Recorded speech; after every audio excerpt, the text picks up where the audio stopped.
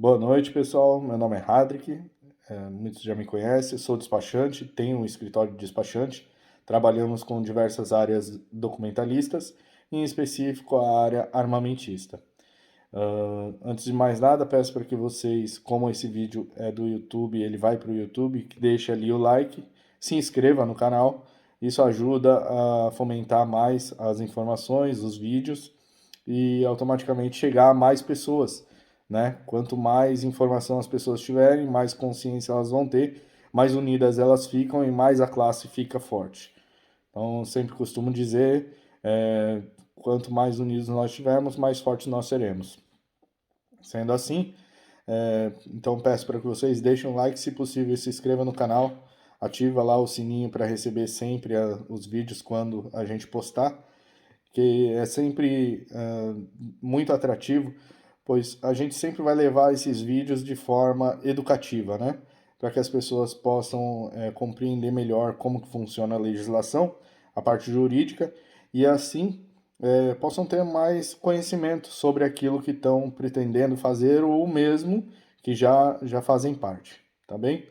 Então, dando sequência, ontem eu fiz o primeiro vídeo, foram das predisposições do decreto. Sendo assim, nós vamos passar a esmiuçar agora a partir das armas de fogo, tá? Armas de fogo e suas munições.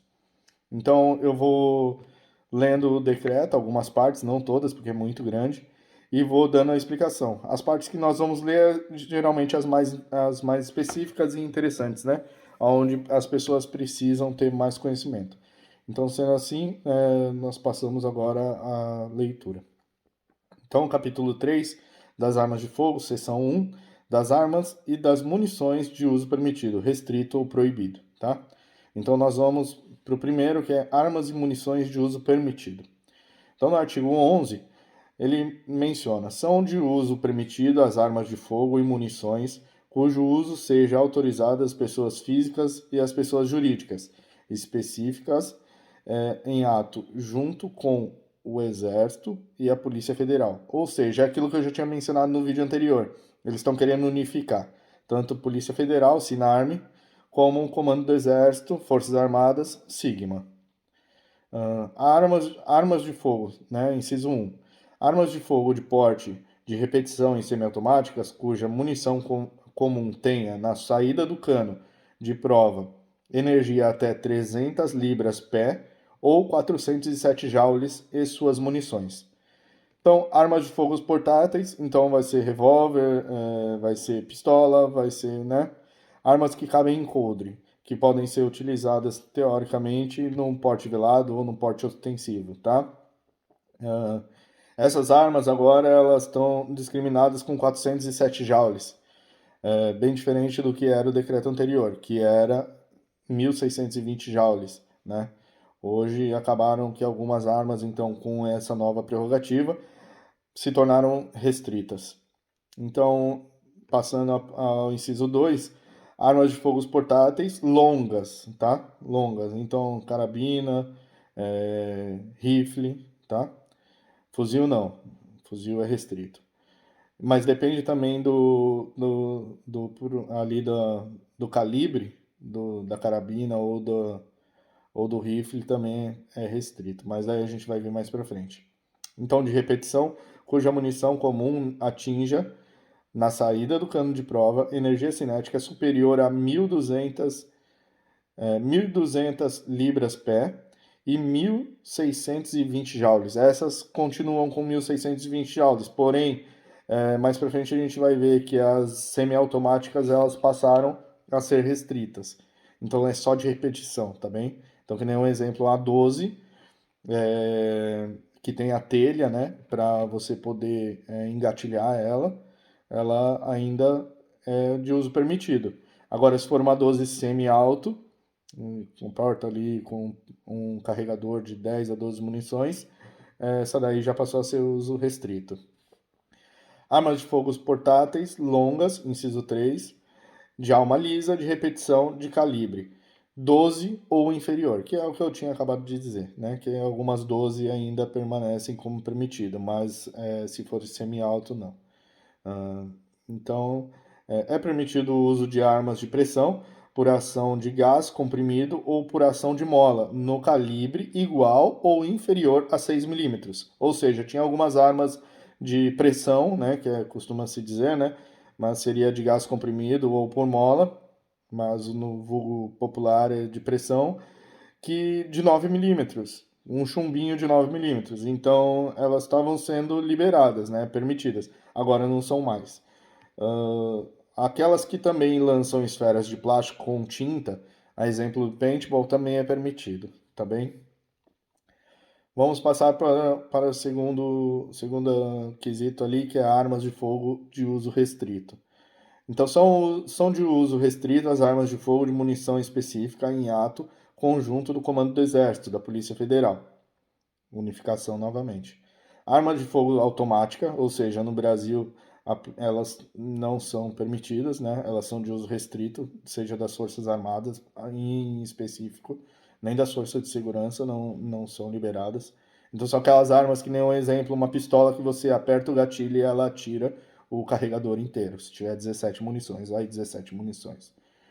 As nossas hoje são semiautomáticas, né? Cada deferimento de disparo você precisa acionar o gatilho. Armas de pressão por gás comprimido ou por ação de mola com calibre superior a 6 milímetros, que era aquilo que eu tinha falado, que tinha algumas armas que estavam sendo liberadas por 9 milímetros, né? Então já são de uso restrito agora, tá? Arma de fogo cuja munição comum tenha na saída do cano de prova energia superior a 407 joules, que era o que eu tinha falado.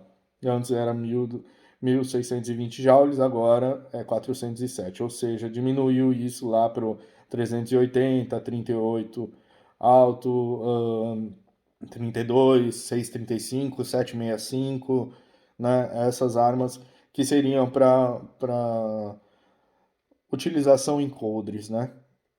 Armas de fogo portáteis longas, de alma raiada, cuja munição comum tenha na saída do cano de prova energia superior a 1.200 libras-pé ou 1.620 joules, que era aquilo que eu tinha falado, e suas munições. Ou seja, essas armas, elas passam a ser restritas. Também. Armas de fogo portáteis, de longas, de alma lisa, um calibre superior a 12. Então, seja, um calibre superior a 12, nós vamos, de energia, né? Nós vamos colocar aí um 556, um 762, um 300, 308, um 454, um 357, um 500 Smith Wesson. Esses daí agora eles são todos restritos, tá bem? Então é vedada a comercialização de armas de fogo de uso restrito e das munições. Vamos passar para o terceiro agora, que é armas de fogo de uso proibido. Então, são de uso proibido. As armas de fogo classificadas como uso proibido em acordos ou tratados internacionais dos quais a República Federativa do Brasil seja signatária. Ou seja, ela tenha assinado junto o tratado, tá bem? Então, brinquedos e réplicas e os simulacros de armas de fogo com que essas possam se confundir, exceto as classificadas como armas de pressão e as réplicas e os simulacros destinados à instrução, ou seja, aquelas armas que o instrutor de tiro geralmente utiliza ali para poder passar um treinamento, né, uma prova, alguma coisa desse tipo, simulando uma situação. Mas no caso, isso é em específico para uso doutrinário, uso educativo, tá? Então, essas armas são proibidas, no caso, se forem pegas na rua, alguma coisa assim, porque elas podem simular uma arma de fogo verdadeira, e sendo assim, a pessoa ela pode utilizar aquela arma para cometer um assalto, para fazer alguma coisa ilícita, né? Então é isso. A parte que fala que classificadas como uso proibido em acordos e tratados internacionais, ela quer dizer que é, as armas que forem destinadas a, a estarem nos tratados, porque são armas de destruição em massa, né?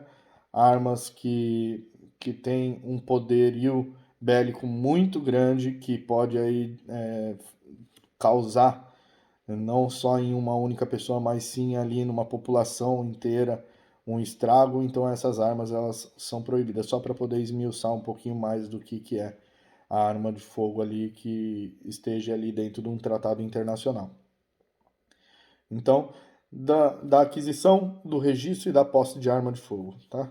Aquisição de arma de fogo. A aquisição de arma de fogo de uso permitido dependerá de autorização prévia da Polícia Federal e o interessado deverá ter no mínimo 25 anos, isso já era comum, apresentar documentação de identificação pessoal, comprovar a efetiva necessidade, comprovar, tá? Aí que tá o que da questão. Antes você precisava declarar, agora não. Agora você comprova, tá?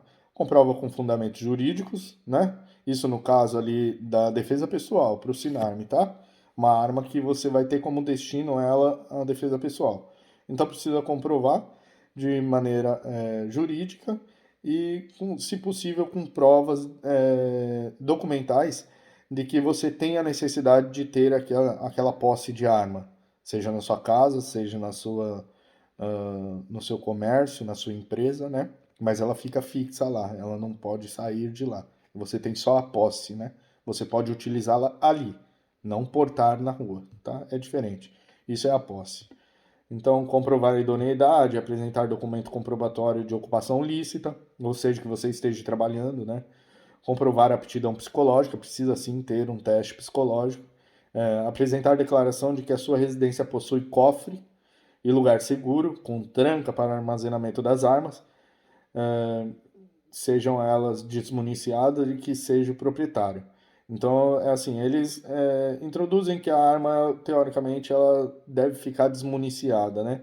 Mas, no caso, para defesa pessoal, ela tem a prerrogativa de ficar municiada. Então, porque ela tem que estar pronto uso, no sistema MAC, municiada, armada, carregada, a pronto uso, para que você possa repelir ali o mal que venha, né? Enfim, é, deixa eu ver aqui. Basicamente é isso, tá? A comprovação de efetiva necessidade de que trata o inciso 3 do caput não é presumida e deverá demonstrar os fatos e as circunstâncias concretas justificadoras do pedido, como as atividades exercidas e os critérios pessoais, especialmente os que demonstrarem indícios de risco potenciais à vida, à incolumidade e à integridade física própria, ou seja, daquele que tem a posse de arma, ou de terceiros, família, amigos que ali estejam naquele ambiente, tá bem? A comprovação de capacidade técnica, né? Então aí você vai ter que fazer um teste com um instrutor de tiro credenciado na Polícia Federal, tá? Ter conhecimento básico de componentes e partes das armas, conhecimento de conceitos das normas de segurança pertinentes à arma de fogo, né? Habilidade no uso da arma de fogo e assim por diante.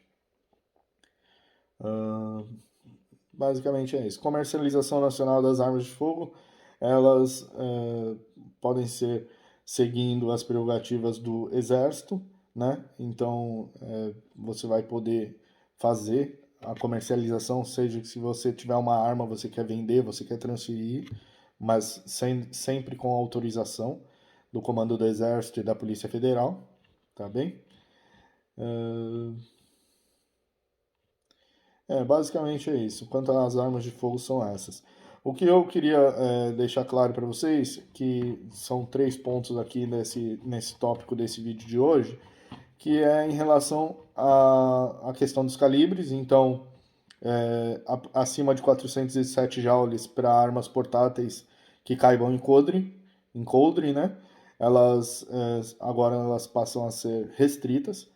Então, isso está dando um grande problema porque tem alguns 38 SLP, que é o especial, ele é acima, ele tem 437 joules, então ele acabou sendo restrito.